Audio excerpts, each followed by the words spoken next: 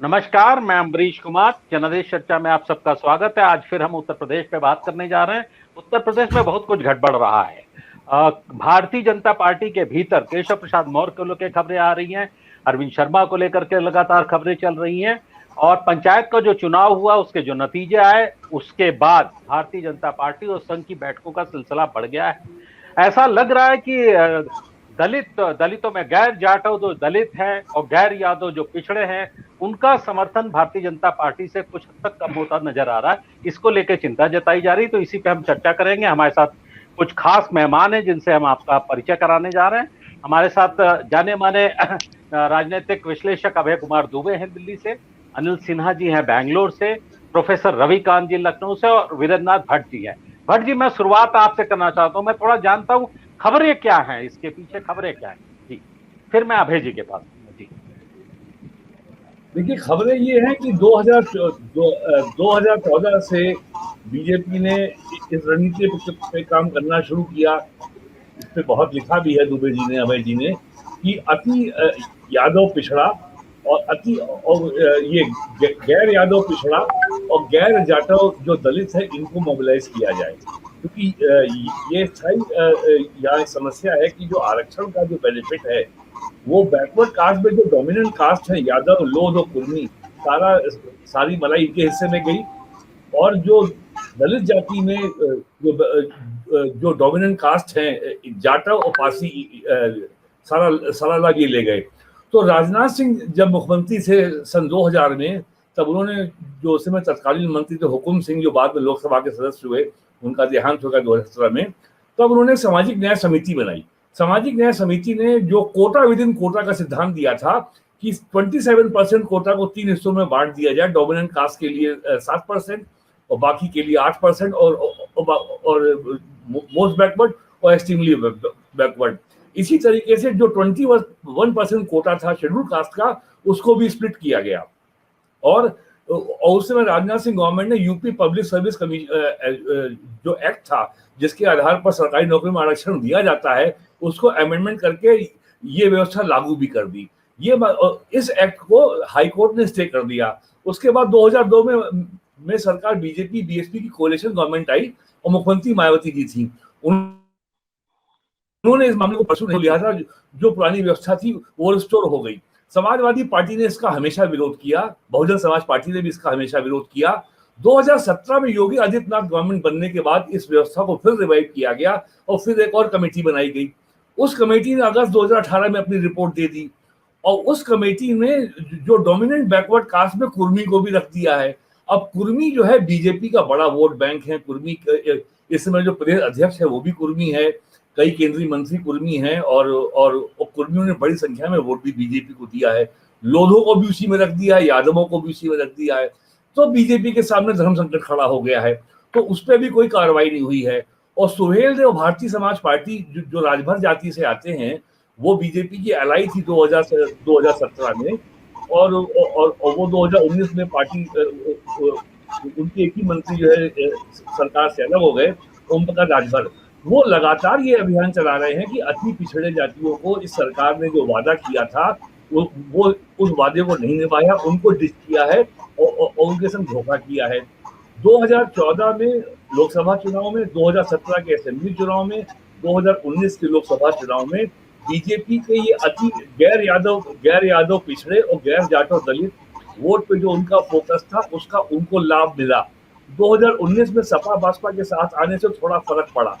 अब ये महामारी के बाद, ये कारण तो है ही, महामारी के बाद जितनी भी रूलिंग पार्टीज किसी भी स्टेट में है, दे आर अंडर नोटिस। भयानक रूप से जो है बेरोजगारी आई है, और लोग तबाह हुए हैं, बर्बाद हुए हैं, बड़ी संख्या में मौतें हुई हैं, और चारों ओर हाहाकार है। तो ये मुद्दा अब स्वाभाविक है कि जब 2022 का चुनाव होगा तो लोग 2014, 17, 19 का रिकॉर्ड खंगालेंगे और सरकार ने किस हद तक वादा निभाया इसको देखेंगे। 2017 या 18 में इलाहाबाद हाईकोर्ट का एक फैसला आया था, जिसमें यूनिवर्सिटी में आरक्षण, इसके बारे में रविकांत जी मुझे करेक्ट करेंगे यदि मैं गलत हूँ, उसमें उन्होंने जो है फैकल्टी वाइज आरक्षण के बजाय डिपार्टमेंट वाइज उसको आरक्षण कर दिया। तो लिहाजा डिपार्टमेंट वाइज आरक्षण होने से आरक्षण का कोटा लगभग समाप्त हो गया। तो 18-19 में यूपी के डिग्री कॉलेज में और यूनिवर्सिटीज में बड़े पैमाने पर लेक्चरर्स की नियुक्तियां हुई और उसमें आरक्षण का पालन लगभग शून्य हुआ। तो इस बात को लेकर के पिछड़ी जातियों में इस बात को लेकर नाराजगी है कि स्टेट यूनिवर्सिटी में आरक्षण के नियमों का पूर्ण उल्लंघन किया गया। रविकांत जी को उसके बारे में विस्तार से जानकारी होगी, मतलब उनको लाभ नहीं मिला। तो ये सारी बातें अब इकट्ठा हो रही हैं और अब ओम प्रकाश राजभर ने इसको फिर से मुद्दा बनाना शुरू किया है। अब और आश्चर्य रूप से कि समाजवादी पार्टी और बहुजन समाज पार्टी इस मुद्दे पे कुछ अभी तक अपनी स्थिति अपना रुख साफ नहीं कर पाई है कि वो इस मुद्दे पे क्या करने वाली है और उनके मन में उनमें क्या बात है, क्या उनकी रणनीति होगी, इसके बारे में अभी पब्लिक डोमेन में कोई जानकारी नहीं। जी जी अभय जी, मैं आपके पास आऊंगा। पंचायत चुनाव का नतीजा आपने देखा और जो हालात हैं जो बीच में वो विधानसभा से पहले संघ और भाजपा की जो बैठकों का सिलसिला चल रहा है, आपको लगता है गैर यादव, पिछड़े और गैर जाटो दलितों का समर्थन गिर रहा है भारतीय जनता पार्टी से? देखिए, अभी इसके कोई बहुत मजबूत प्रमाण नहीं मिले हैं। आप जो कह रहे हैं वो एक तर्क योजना के मुताबिक हम इस नतीजे पर पहुंच सकते हैं कि इन लोगों का समर्थन गिर रहा है, लेकिन इसके बहुत मजबूत प्रमाण हमारे सामने उपलब्ध नहीं है। जो प्रमाण उपलब्ध ये है कि पश्चिमी उत्तर प्रदेश में जो जाटों का समर्थन भारतीय जनता पार्टी को प्राप्त हुआ था, लगातार 3 चुनावों में पश्चिमी उत्तर प्रदेश में जाटों ने भारतीय जनता पार्टी की एक जेबी वोटर की तरह की भूमिका निभाई थी। वो किसान आंदोलन के कारण भाजपा से फ्रंट हो गए हैं, जो कि हमें पंचायत चुनाव में भी उसकी झलक एक दिखाई पड़ी। इसका प्रमाण तो साफ दिखाई पड़ता है, लेकिन यह प्रमाण नहीं मिल रहा है कि गैर जाटव और गैर यादव जो पिछड़ा और दलित है वो भी भारतीय जनता पार्टी से नाराज है या उसका साथ छोड़ना चाहता है, और उसके साथ छोड़ने में कुछ उलझन और दिक्कत है। देखिए, पश्चिमी उत्तर प्रदेश में तो जाटों के पास एक दूसरा ध्रुव है।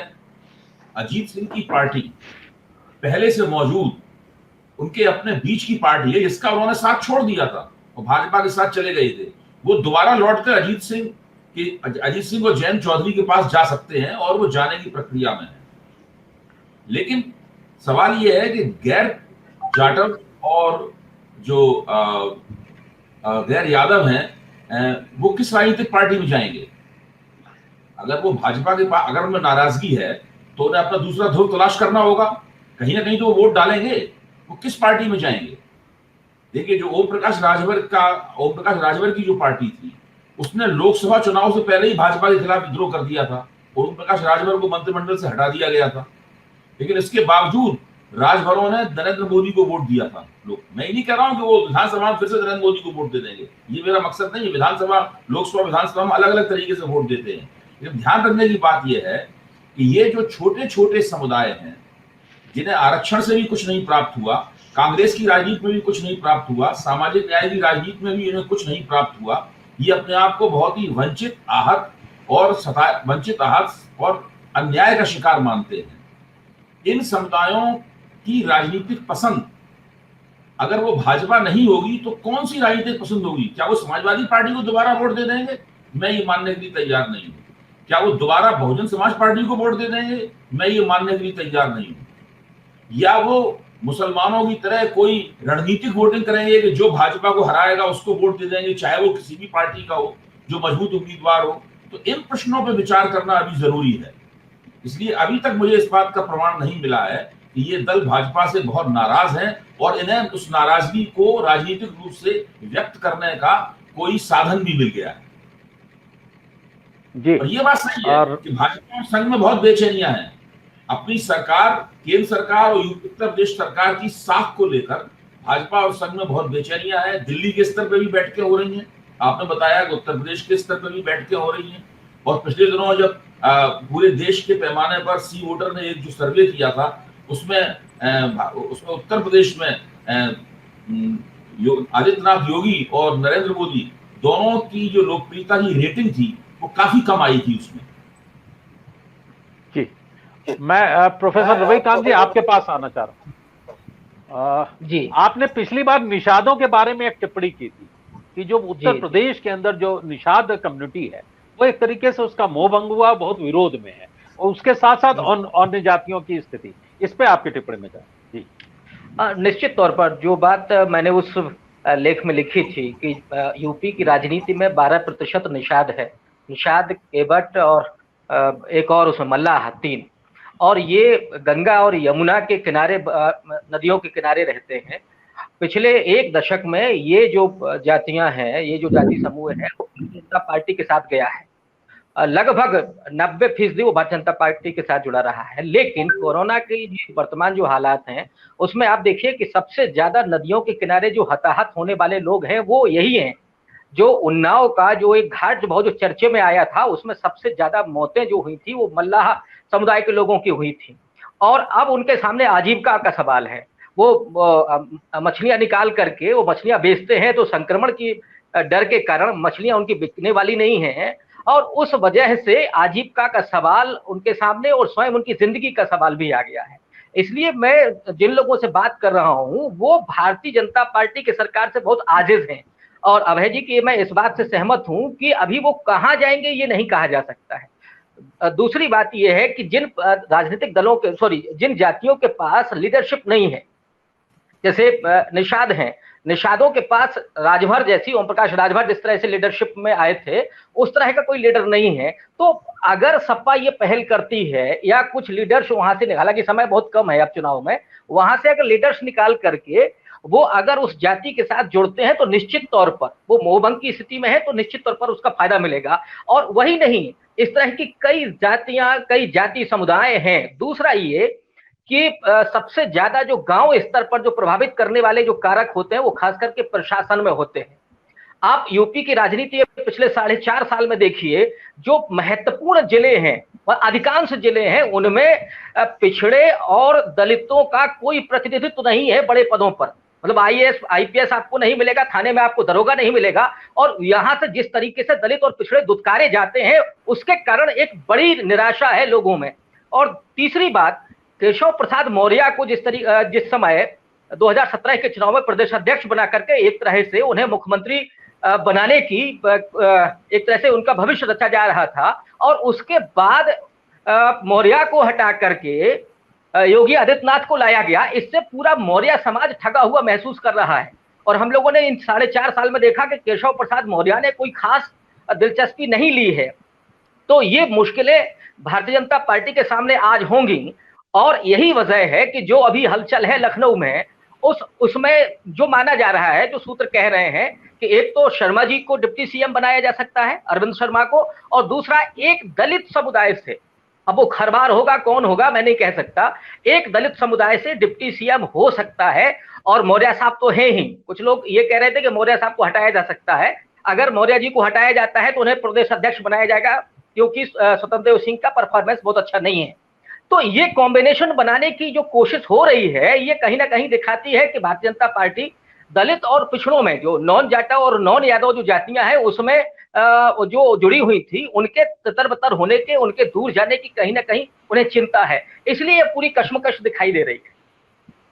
जी अनिल जी, आप अनम्यूट कर लें अपने को जरा। मैं आपसे जानना चाह रहा था कि आप देख रहे हैं उत्तर प्रदेश की जो राजनीति है और वो किस दिशा में, भारतीय जनता पार्टी क्या काफी चिंतित और परेशान नहीं नजर आ रही है इन सब हालात? असल में देखिए, ये जो हम लोग समझते हैं ना कि सोशल इंजीनियरिंग जिस तरह कागज पर है उसी तरह से आप उसको इस्तेमाल कर लेंगे, ग्राउंड पे ऐसा होता नहीं है।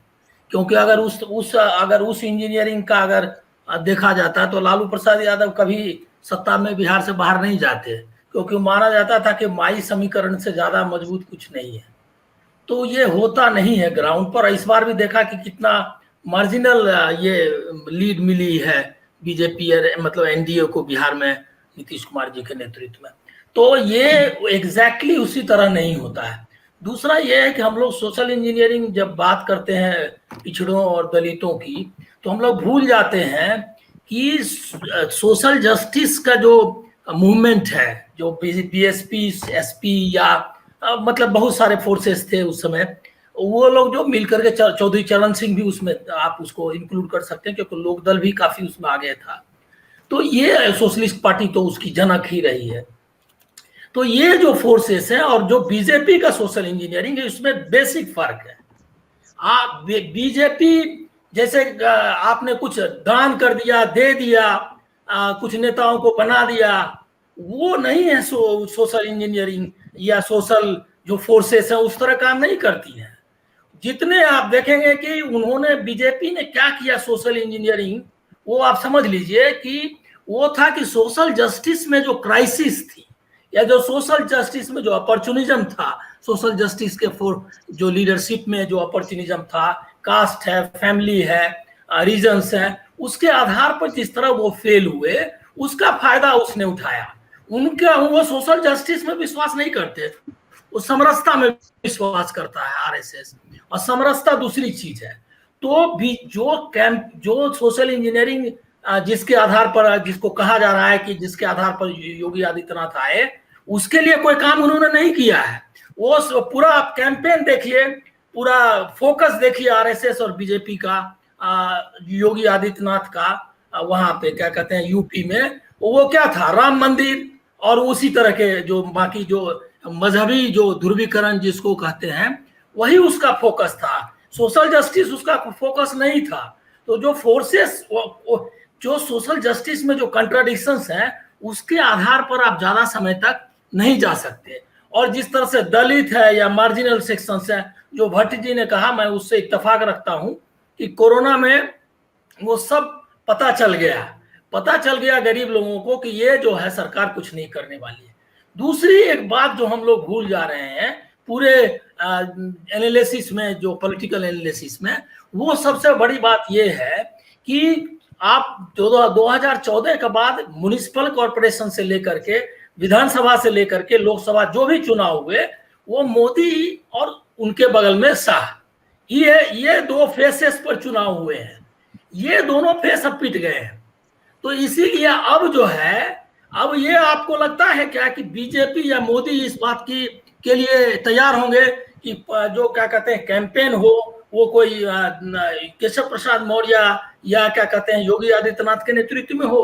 वो नेतृत्व भले ही रहेगा, लेकिन लीडर जो है वो मोदी ही रहेंगे, फेस वही रहेंगे। और वो फेस बंगाल में उसका नतीजा आपने देख लिया है। तो मैं ये कह रहा हूं कि सोशल इंजीनियरिंग की जो कोशिशें चल रही है या जो उसका हम लोग विश्लेषण कर रहे हैं, उसमें ये सावधानी बरतना जरूरी है कि ये जो है एक सीमा तक ही काम करता है।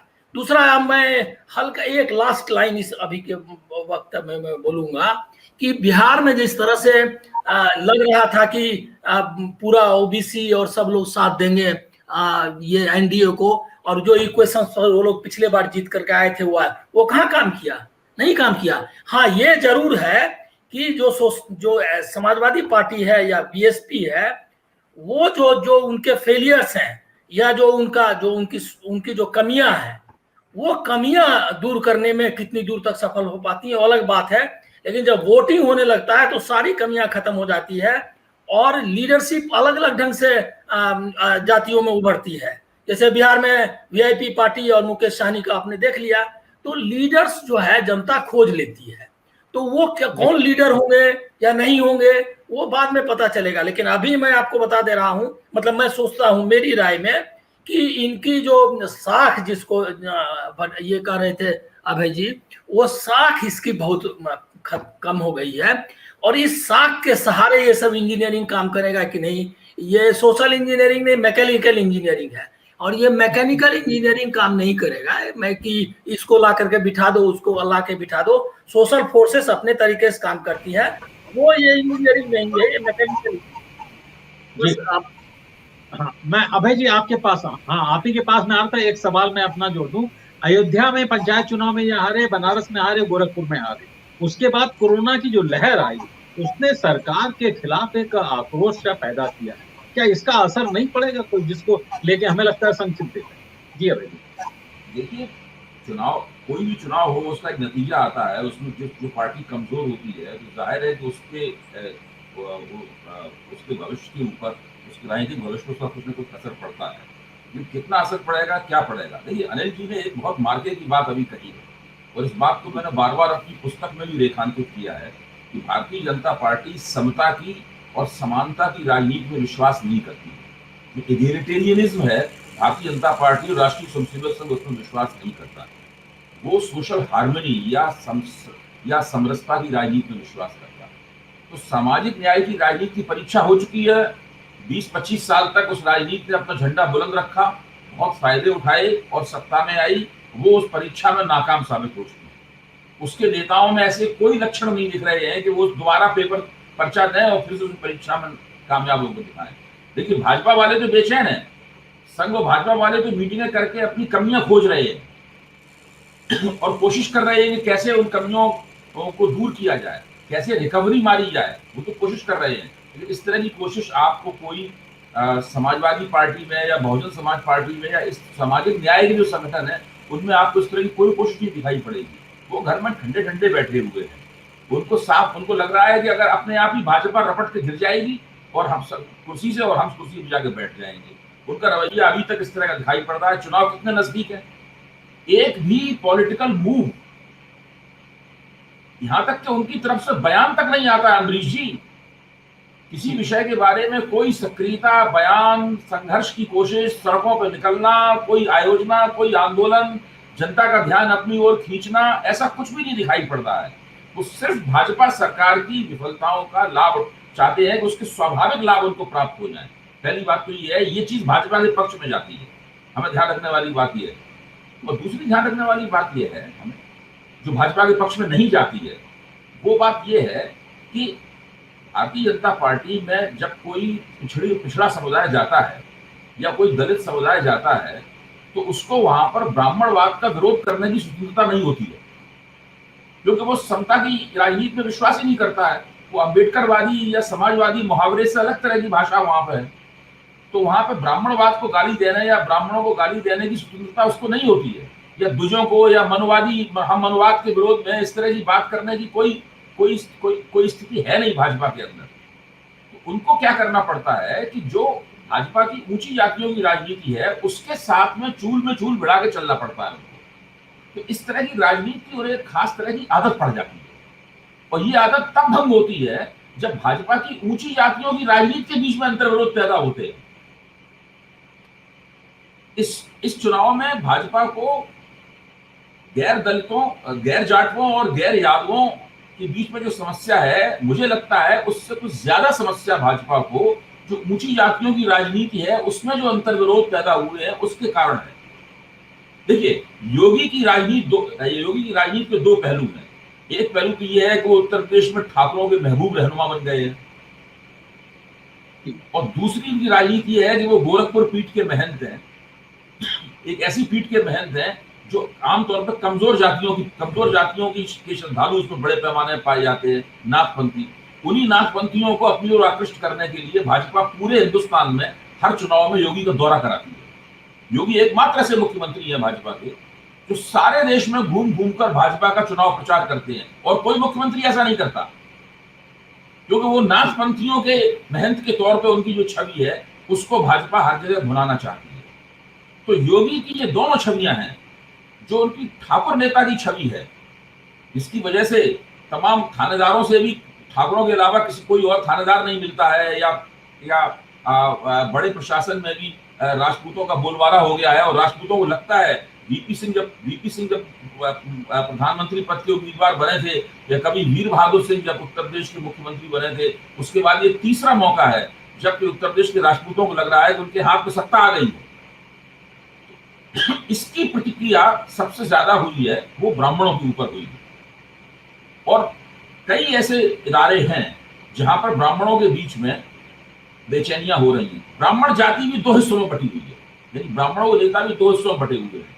एक हिस्सा वो है जो राष्ट्रीय स्वयंसेवक संघ में प्रशिक्षित हुआ है, वो राष्ट्रीय स्वयंसेवक संघ की विचारधारा में पूरी तरह से रचा पगा है।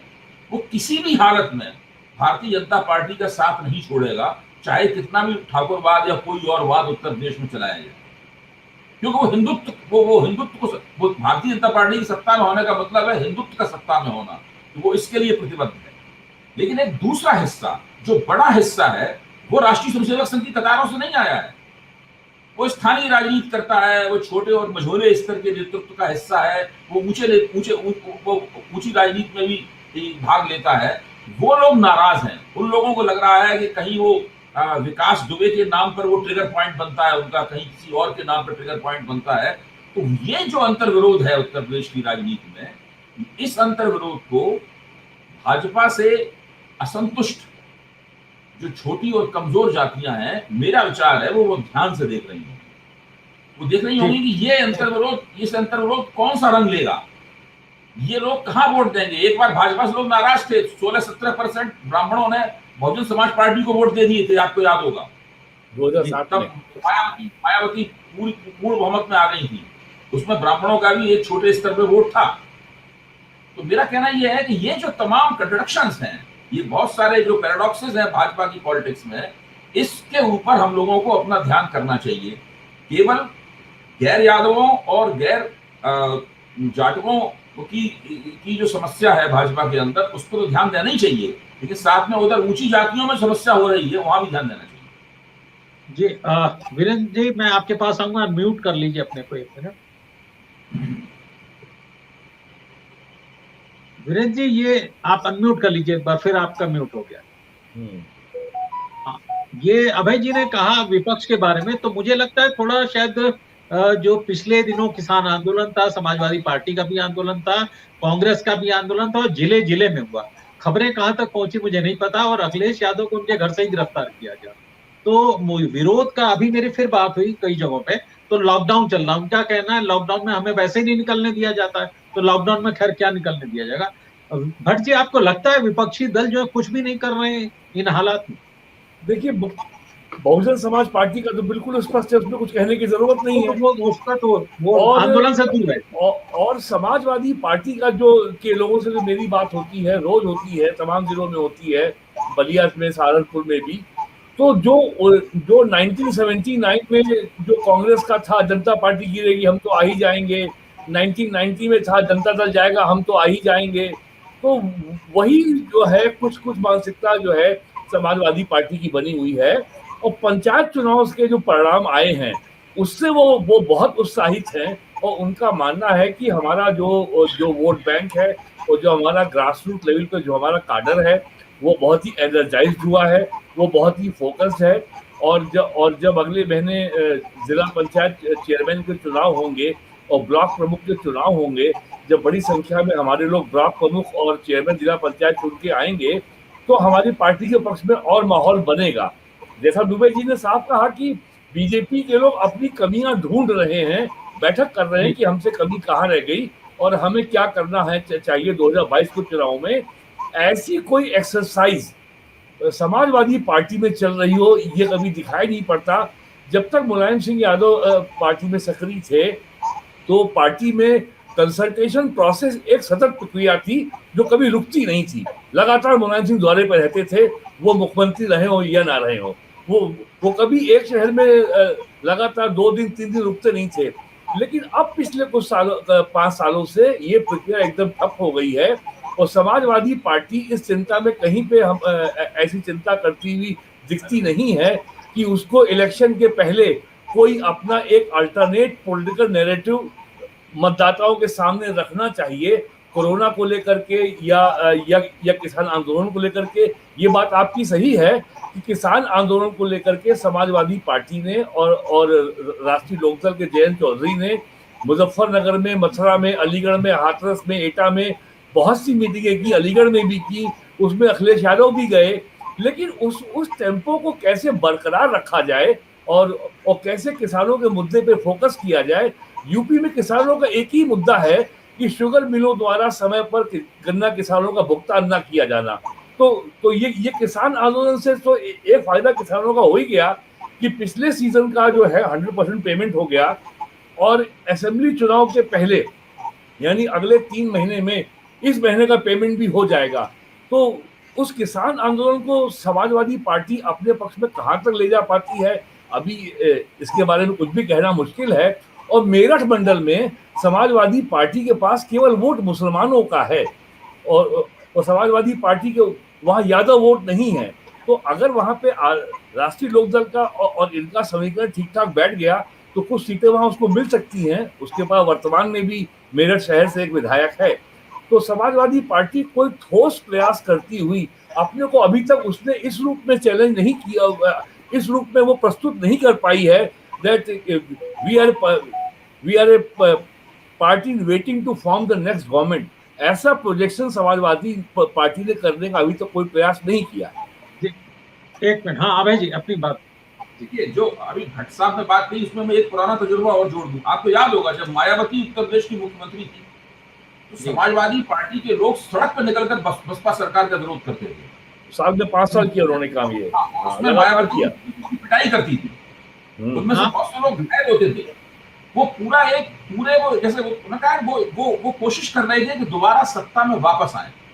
जो भाजपा का उभार हुआ है, भाजपा का जो उभार हुआ है और योगी की सरकार बनी है, उसके बाद में इन लोगों ने सत्ता में वापस आने की कोशिश ही बंद कर दी है। आखिरी कोशिश वो थी इनकी जब अखिलेश और मायावती में गठजोड़ हो गया था लोकसभा चुनाव के दौरान, तो चुनाव के बाद जी कोई कोशिश नहीं की। उसके बाद से उन्होंने किसी तरह की कोई कोशिश की ही नहीं। हम जब समाजवादी पार्टी के जो राष्ट्रीय प्रवक्ता हैं, जो टीवी पर अक्सर दिखाई पड़ते हैं, उनसे जब कभी मेरी बातचीत हो जाती है टीवी कार्यक्रमों के दौरान, तो मैंने एक बार उनसे कहा कि भाई आपके नेता क्या करते रहते हैं बताइए। तो उन्होंने मुझे बहुत जानकारी दी उनके बारे में, जो मैं आपके साथ साझा कर रहा हूँ, और उनसे क्षमा प्राप्त होते हुए मैं बता रहा हूँ। तो उन्होंने बताया कि हमारे नेता जो है अपने बंगले के पीछे जो जगह है उसमें टेनिस खेलते हैं वो शाम को। तो मेरा कहना ये है, अब देखिए दिल्ली की राजनीति में आम आदमी पार्टी कितनी मजबूत है। 2 बार भाजपा को धूल चढ़ा चुकी है, एक तरह 3 लगातार चुनाव हरा चुकी है भाजपा को। आगे भी भाजपा के जीतने का कोई चांस है नहीं। इसके बावजूद भी आम आदमी पार्टी के नेता दिल्ली में अपने समर्थकों को या तमाम निष्पक्ष पत्रकारों को बुलाते हैं एक जगह और पूछते हैं उनसे, भाई हमारी क्या कर, ऐसा मनीष सिसोदिया वगैरह ये सब कार्रवाई करते रहते हैं यहाँ पर। पूछते हैं भाई क्या क्या दिक्कतें हैं, आप बताइए, कोई सुझाव दीजिए वगैरह। कुछ उनका एक मैकेनिज्म है अंदर, जिसके जरिए वो जानना चाहते हैं कि लोग ओपिनियन मेकर्स जो है वो क्या सोच रहे हैं। आपको इस तरह की कोशिश कोई समाजवादी पार्टी की तरफ से नजर नहीं आएगी। बहुजन समाज पार्टी इसमें कभी विश्वास करती ही नहीं थी। तो उत्तर प्रदेश के गैर भाजपा राजनीति है, उसके 2 केंद्र हैं, एक समाजवादी पार्टी और एक बहुजन समाज पार्टी, और ये दोनों पार्टियां कुछ कर नहीं रही हैं। तो एक तरह से देखा जाए तो राजनीति के मैदान में एक ही टीम खेल रही है, 2 टीमें नहीं खेल रही है राजनीति के मैदान में। अभी तक दूसरी टीम उतरी नहीं है, वो अभी साइड लाइन्स में ही बैठी हुई है। अभय जी एक चीज मैं तो मेरा कहना यह है कि ये सब भाजपा के पक्ष में, ये सबसे भाजपा के बहुत सारे अंतर्विरोध हैं। हम सब लोग उनका खुलासा कर सकते हैं, उनकी समीक्षा कर सकते हैं, और हमें करनी भी चाहिए। उसकी विफलताओं की कोई सीमा नहीं है। इतनी घटिया सरकार कोई है नहीं इस देश में, जैसे जिस तरह से योगी सरकार ने काम किया है। लेकिन सवाल यह है कि उसके खिलाफ जो नाराजगी है, उस नाराजगी का लाभ उठाने के लिए कोई मौजूद है ही नहीं। अभय जी एक चीज अभी मैं बता दूं कि 1.5 साल का करीब जो समय है, वो समय ये कोरोना काल का, लॉकडाउन का था। मेरी भी बात भी हुई थी समाजवादी पार्टी के नेताओं से, तो उनका ये कहना था कि जो अखिलेश यादव हैं, उनका जो कार्यक्रम है, जैसे लॉकडाउन खत्म होगा उस बीच में तो बना भी नहीं सकते, न जाने देंगे। लेकिन किसान आंदोलन के दौरान लगातार इन्होंने गिरफ्तारियां दी, आंदोलन किया और कई मुद्दों पे किया, तो वो देखता। लेकिन मैं आपसे एक सवाल करना चाहता हूँ, मेरा एक सवाल है। देखिए, बहुजन समाज पार्टी के मुकाबले समाजवादी पार्टी अधिक सक्रिय है, लेकिन ये केवल तुलनात्मक अंतर है। ये जो अंतर है वो तुलनात्मक अंतर है। आप देखिए, राजनीति केवल राजनीति का एक तो पक्ष होता है, इसमें आप आंदोलन करके दिखाई पड़ते हैं, संघर्ष करते हुए सड़क पे। दूसरा पक्ष ये होता है कि आप एक सामाजिक गठजोड़ बनाने की कोशिश करते हैं अपने पक्ष में, और सामाजिक गठजोड़ एक दिन में तो बनता नहीं है। ऐसा तो नहीं होगा कि सामाजिक गठजोड़ आप जिस दिन आप चाहेंगे उस दिन बन जाएगा। आप सवेरे उठ के फोन करना शुरू करेंगे और शाम तक लोग आपके साथ जुड़ जाएंगे। तो मुझे नहीं पता है, अगर मुझे नहीं पता है और आपको पता है तो आप बताइए कि उत्तर प्रदेश जैसे राज्य में, जो इतना बड़ा राज्य है, वहां भाजपा ने एक बहुत ही बड़ा और विविध किस्म का सामाजिक गठजोड़ बनाकर 3 चुनाव जीते और 45 से लेकर 50% की हिंदू एकता बनाई। ऐसी कोशिश करते हुए क्या अखिलेश बाबू दिख रहे हैं? ऐसी कोशिश करते हुए क्या मायावती? आप याद कीजिए 2007 में मायावती की जो जीत हुई थी, उसके पीछे कम से कम 3 साल की कोशिश थी। उन्होंने जगह जगह मैत्री सभाएं आयोजित की थी, उन्होंने जगह जगह दलित वोटरों के साथ, दलितों के साथ में ब्राह्मणों की और दूसरी जातियों के बहुत सारे सम्मेलन किए थे, भाईचारा कमेटी बनाई थी। उन सबका संचित परिणाम उस चुनाव परिणाम में निकला था। तो पहले से कोशिश करनी पड़ती है, जो मायावती ने की थी, अखिलेश ने की थी जब सत्ता में आए थे, वैसी कोशिश नहीं दिखाई पड़ती। मेरा कहना केवल ये जी। मेरा अभय जी एक सवाल था, फिर मैं रविकांत जी के पास आऊंगा। भारतीय जनता पार्टी ने जो हिंदू एकता बनाई, जो करीब 50% वोटों की बनी, क्या उसमें गिरावट नहीं आएगी? ये मेरा। अरे भाई, मैं आपसे कहां कह रहा हूं उसमें गिरावट नहीं आएगी, मैं इसकी वकालत नहीं कर रहा हूं उसमें गिरावट नहीं आएगी, उसमें जरूर गिरावट होगी। मेरा कहना का मतलब ये है कि जो गिरावट होगी, हमें तो उसकी केवल इसी बात से संतुष्ट हो जाना चाहिए कि भाई भारतीय जनता पार्टी का ग्राफ गिर रहा है। भाजपा के पास अभी मौका है, साल भर का मौका है। बहुत सारे पश्चिमी उत्तर प्रदेश में पिछले सीजन का जो पेमेंट भुगतान था किसानों का, वो हो चुका है। अगले सीजन का भी भाजपा किसी तरह कोशिश करके मिल मालिकों से भुगतान करवा देगी। तो काफी कुछ एंटी इनकम्बेंसी होती है, उस एंटी इनकम्बेंसी को इस तरीके से सत्ताधारी पार्टियां दूर करती हैं। बंगाल में क्या हुआ था? बंगाल में 2019 के चुनाव में मायावती को, ममता बनर्जी को दिख गया भाई हमारे खिलाफ बहुत एंटी इनकम्बेंसी है। उन्होंने फिर बहुत कोशिश की, उन्होंने निचले स्तर पे जो भ्रष्टाचार था उनके नेताओं में, उसे पैसे वापस दिलवाए उन्होंने, उसकी खबर बहुत तेजी के साथ फैली, और उन्होंने अपनी जो लोकोपकारी योजनाएं थी उनका कवरेज बढ़ाया, और जो एंटी इनकम्बेंसी थी उसको प्रो इनकम्बेंसी बदल दिया ममता बनर्जी ने। हम सब लोग एंटी इनकम्बेंसी देखते रहे, और पूरा बंगाल जब चुनाव हुआ तो उनको वोट देने के लिए छटपटा रहा था। तो ये काम भाजपा भी कर सकती है। भाजपा एंटी इनकम्बेंसी को जो उसके खिलाफ जमा हो रही है, कोशिश करके नियोजित तरीके से धीरे धीरे कर उस एंटी इनकम्बेंसी को बंद कर सकती है। मेरा ये कहने का मतलब है, हमें इसकी तरफ भाजपा में जो गड़बड़ियां हैं उनको तो देखना ही चाहिए, साथ में ये भी देखना चाहिए कि अपनी गड़बड़ियों को दूर करने की कोशिश कैसे कर रही है। जी रविकांत जी, आपकी टिप्पणी क्या? भाजपा एंटी इनकम्बेंसी को इस तरह बदल सकती है जैसे ममता ने किया?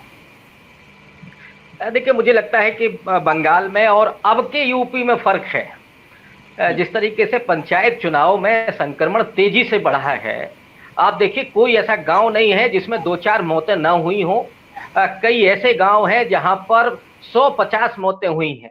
अभी तक करीब 99 जो प्रधान प्रत्याशी थे उनकी मौतें हो चुकी हैं। 1 दर्जन से अधिक जो प्रधान चुन करके आए हैं उनकी मौतें हो चुकी हैं। और अभी आप देखिए जो शपथ लेने की जो प्रक्रिया है वो पूरी नहीं हुई है। मुझे लगता है कि जो जानकारी है वो है शायद जुलाई में वो शपथ होगा। अब जब शपथ होगा और उसके पहले भी एक चुनाव होना है मेंबर्स का, तो अब सवाल ये भी है कि जब आप मेंबर्स के चुनाव बाद में कराने थे तो आप पहले ही चक्र के बाद आप इसको रोक सकते थे। अब ये भी सवाल जा रहा है ना कि आपने तो लोगों को मरने के लिए छोड़ दिया, और कोई घर ऐसा नहीं है कि इसमें इलाज ना हुआ हो। और इस समय बेरोजगारी कहाँ है, महंगाई कहाँ है, लोग भुखमरी के कगार पर खड़े हो गए हैं। ये तमाम सवाल भी हैं, सिर्फ वो हिंदू तो अब नहीं आएगा। और पहली बात तो ये है कि जो अभय जी ने कहा कि 50% हिंदुओं को एकत्रित कर लिया था, मुझे लगता है कि वो हिंदू भी नहीं है उस तरह से। उन्होंने मुसलमानों के खिलाफ भड़का के कुछ को हिंदू बनाया, कुछ को यादवों और जाटवों के खिलाफ भड़का करके उन्हें दूसरे ढंग से एकत्रित किया। तो बीजेपी की जो रणनीति रहती है कि जहां हम यादव के खिलाफ भड़का करके करेंगे, वहां उनको राजभर बना देंगे या दूसरी जाति का बना देंगे, यहाँ गैर जाटों के खिलाफ दूसरे ढंग से वो पेश आते हैं। तो मुझे लगता है कि वो प्योर हिंदू जिसको कह रहे हैं ना, जो हिंदुत्व की भावना, उसके साथ भी नहीं है। दूसरा ये कि जो मैनेजमेंट होता है बीजेपी का, जो चुनावी मैनेजमेंट है, जो जिसकी संभावना अभी भी है, उनके पास अकूत संपत्ति है, वो मैनेजमेंट भी बहुत काम करता है। तो ये तमाम चीजें हैं। और जबकि आप बंगाल की जो बात कर रहे हैं, बंगाल में इस तरह की कोई आपदा उस समय नहीं थी। दूसरा ये है कि ममता बनर्जी का निश्चित तौर पर उन्होंने जिस तरीके से रणनीति बनाई, उस रणनीति में वो कामयाब हुई। लेकिन वो बंगाल की जमीन अलग है जिसमें 34 साल कम्युनिस्ट पार्टियों का शासन रहा है, जहां की अपनी आइडियोलॉजी है। तो वहां पर अलग मसला है और यूपी का अलग मसला है। मुझे लगता है कि दोनों में थोड़ा सा फर्क करना पड़ेगा। लेकिन आज के हालातों में मैं जो समझता हूं कि अगर ये चुनाव कोरोना की दूसरी लहर नहीं होती तो बीजेपी को हराना बहुत मुश्किल था। लेकिन अब अगर ये कृषि बिल वापस नहीं होते हैं और किसान आंदोलन आगे जारी होता है, तो मुझे लगता है कि विपक्ष की सबसे बड़ी भूमिका तो किसान आंदोलन पश्चिमी उत्तर प्रदेश में अदा कर चुका है, वो और भी करेगा। तो ऐसा नहीं है, अभी समाजवादी पार्टी के शिविर आयोजित हो रहे थे, काम चल रहा है, लेकिन जो डर है, और डर वो मायावती को भी है, वो अखिलेश को भी है, और दूसरे जो विपक्षी दल है उनको हम लोग जानते हैं कैसे डरा करके रखा जा रहा है कि आप बाहर निकलेंगे तो मुकदमा हो जाएगा, और नेता निकलेगा तो उसके खिलाफ ईडी और सीबीआई लगा दी जाएगी। तो ये तमाम डर भी है, और इसी वजह से जो तमाम विपक्षी जो नेता हैं वो भी कहीं ना कहीं बैठे हुए थे, इंतजार कर रहे थे, लेकिन समय चूंकि आपदा का आ गया। दूसरी बात, अखिलेश के साथ खास करके जो चीज बेहतर मुझे लगती है, क्योंकि पंचायत चुनाव में समाजवादी पार्टी को जीत हासिल हुई है, इसलिए मैं कह रहा हूं कि अखिलेश की छवि एकदम साफ है, सुथरी है, अखिलेश के ऊपर कोई आरोप नहीं है। दूसरा, अखिलेश ने काम करके भी दिखाया है, भले ही वो शहरी मध्यवर्गीय, शहरी उच्च वर्गीय लोगों के लिए फायदे के रहे हों, लेकिन कहीं ना कहीं ये जो इमेज है अखिलेश की, वो उनको फायदा पहुंचाएगी। और दूसरा, आपके चंद्रशेखर हो या दूसरे और या इस संयुक्त भागीदारी मोर्चा हो, वो पूर्वांचल में काम कर रहा है, और इन सबकी एक ही मंशा है, एक ही विचारधारा है कि हमें बीजेपी को हराना है। और ये तमाम राजनीतिक दल, जिसमें सपा और बसपा मैं नहीं कह सकता, लेकिन ये तमाम राजनीतिक दल एक प्लेटफॉर्म पर आने की कोशिश कर रहे हैं। अब उसमें वो कितने कामयाब होंगे और ये बीजेपी के खिलाफ किस तरीके से खड़े हो पाएंगे, ये तो आने वाले समय में पता चलेगा। जी अभय जी, आप कुछ कह रहे हैं? मैं रविकांत जी ने जो बातें कही हैं, मैं उससे बिल्कुल 100% सहमत हूँ, बिल्कुल ठीक बोल रहे हैं। तो बंगाल उत्तर प्रदेश नहीं है, ना उत्तर प्रदेश बंगाल है। ममता बनर्जी का उदाहरण मैंने इसलिए दिया था केवल बताने के लिए कि कोई कुशल नेता जो होता है या कुशल पार्टी जो होती है, वो अपने खिलाफ एंटी इनकम्बेंसी को प्रो इनकम्बेंसी में बदल भी सकती है। हालांकि ऐसा बहुत कम हो पाता है, लेकिन बंगाल का उदाहरण बताता है कि ऐसा हो सकता है। और भाजपा मूर्खों की है, हाथ पर हाथ रखे बैठे रहने वालों की पार्टी नहीं है, इस बात को हम लोगों को समझ लेना चाहिए। उसके पास भाजपा भी कुशल पार्टी है, और उसके पीछे जो है राष्ट्रीय स्वयंसेवक संघ है, वो भी लगातार उसको सतर्क करता रहता है। दूसरी बात, उनकी ये बात भी सही है कि भाजपा ने कहीं मुसलमानों के खिलाफ लोगों को भड़काया, कहीं यादवों के खिलाफ भड़काया, कहीं जाटवों के खिलाफ भड़काया, ये बात सही है। इसीलिए मैंने अपनी किताब में भी लिखा है कि भाजपा का नारा था 3 जात के खिलाफ सब जात। और वो 3 जात कौन है? मुसलमान, अहीर और जाटव, ये 3 जातियां हैं। इन 3 जात के खिलाफ सब जातों को उन्होंने पूरे उत्तर प्रदेश में गोलबंद किया। अब जरा आप इस बात को सोचिए, अगर भाजपा दोबारा ये नारा देगी तो ये नारा चलेगा या नहीं चलेगा? क्या आज हम ऐसी स्थिति में हैं तो ये मान लें कि दोबारा जब भाजपा ये नारा देगी तो चलेगा कि नहीं चलेगा? जब भाजपा ये कहेगी भाई अखिलेश को सत्ता मिल जाएगी, तो सत्ता दरअसल किनके हाथ में होगी? सोचिए जरा, अपने मतदाताओं से पूछे, मायावती को सत्ता मिल जाएगी तो सत्ता दरअसल किनके हाथ में होगी? जैसे जैसे चुनाव नजदीक आते हैं, लोग अलग अलग तरीके से सोचना शुरू करते हैं। उनका चिंतन चुनाव से दूर केवल अपनी समस्याओं के बारे में सोचते हैं। चुनाव नजदीक आते हैं तो चुनाव के परिणामों की जो दूरगामी फलितार्थ हो सकते हैं, उन फलितार्थों के बारे में भी मतदाता सोचता है। तो इन तमाम पहलुओं के बारे में मतदाता सोच के उसके बाद में निर्णय लेता है। इस बीच में जो सबसे ताजा काम जो पार्टियों ने किया होता है, सत्ताधारी पार्टी ने किया होता है, वो मतदाता के बिल्कुल चुनाव के वक्त नहीं, चुनाव के 6 महीने पहले या चुनाव के 10 महीने पहले अगर भाजपा अपनी एंटी इनकम्बेंसी को नरम करने के कदम उठाएगी, मेरा मानना है कि भाजपा सबसे पहले कोशिश ये करेगी किस तरह उत्तर प्रदेश के ब्राह्मणों में जो नाराजगी है उसको दूर किया जाए। मुझे लगता है ऐसा है कि भाजपा की सबसे पहली कोशिश ये होगी, जब भाजपा अपनी ऊंची जातियों का जो स्थापित जेबी वोट है, उस जेबी वोट को पूरी तरीके से खुश कर लेगी या अपने पक्ष में कर लेगी, उसके बाद फिर वो दूसरे जो छोटी कमजोर जातियां हैं, उन कमजोर जातियों के वोटों को दोबारा अपनी ओर कैसे खींचा जाए, इसकी युक्तियां अपनाएगी। मैं केवल इन प्रश्नों में सोच रहा हूं कि भाजपा इस चुनाव को फिर से जीतने के लिए भाजपा की युक्तियां क्या होंगी। मेरा मानना, हम सब लोग we are on the same page, हम लोग सब एक ही तरह से एक ही पक्ष में सोच रहे हैं। भाजपा की युक्तियां क्या होंगी, इसके ऊपर जरा सोचिए। ये मेरा कहना है। अनिल जी, कुछ आप कहते हैं, आप अंतिम टिप्पणी करें। हाँ, ये मैं इसमें खाली इतना ही कहना चाहूंगा, ये सारी बातें तो सही ही हैं, लेकिन इसमें एक तो है कि 2 चीजों को हम लोगों को समझना चाहिए कि जो आरएसएस की सांगठनिक क्षमता के बारे में बहुत ज्यादा हाइप किया जाता है। अगर इस तरह के सांगठनिक क्षमता से चुनाव जीते जाते तो सीपीएम को कोई बंगाल में नहीं हरा सकता था, लेकिन इस तरह से होता नहीं है। कैडर बेस्ड पार्टी जीत जाएंगी, यही मान के मत चलिए। दूसरी बात यह है कि भाजपा, ये जो लोकोपकारी योजनाएं वगैरह की बात की जा रही है, आप देखें कि कोरोना के पीरियड में भी मोदी गवर्नमेंट ने कोई ऐसा काम नहीं किया कि कॉरपोरेट की आमदनी में कमी हो, वैक्सीन सस्ते में मिले, बिजनेस के खिलाफ जो इंडस्ट्रियलिस्ट हैं उसके खिलाफ कोई काम नहीं कर पाई। और आंसू वगैरह बहाने की बात तो वो तो आप कर सकते हैं, उसके लिए कुछ नहीं है। ये ठोस काम है, उसने कोई ऐसा फैसला नहीं लिया जिससे कॉरपोरेट की आमदनी कम हो। और आप देख रहे हैं कि आपने आंकड़े पढ़े ही होंगे कि किस तरह से उनकी आमदनी बढ़ी, और एक भी काम नहीं किया जिसमें कि पैसे देने पड़े। तो यूपी सरकार जो लोक कल्याणकारी योजना के बारे में हम लोग सोचते हैं वो थोड़ा बहुत कर सकती है, लेकिन इससे ज्यादा करने की हैसियत में नहीं है। और दूसरी बात एक और है, ये मतलब मैं आपको जो 7 साल के इनके अनुभव है उससे पता चलता है कि चीजें खिसकती जा रही हैं। कोरोना में देखने के बाद भी कोई ऐसा फैसला केंद्र सरकार ने नहीं लिया जिसमें कि सेंट्रल गवर्नमेंट का इन्वेस्टमेंट हो या बिजनेस पर टैक्स लगे या उनकी आमदनी कम हो, उनके लिए काम करती है। और दूसरी बात एक और कहता हूं कि हिंदुत्व के अलावा अभी मेरी नजर में कुछ नहीं दिखाई देता कि बीजेपी और आरएसएस के पास कोई योजना है। विभाजन के अलावा उनकी कोई पॉलिटिक्स नहीं है। ये बात आप गांठ बांध कर रख लीजिए। और जो भी कोशिश वो करेंगे, वो कोशिश इसके लिए नहीं होगी कि हमारी छवि सुधर जाए, वो कोशिश इसीलिए होगी कि लोगों को कैसे बंटवारा किया जाए और वोट दिया जाए। और ये दोनों चलने वाला नहीं है, ऐसा मैं मानता हूँ। अंतिम टिप्पणी, समय हो चुके हैं काफी ज्यादा।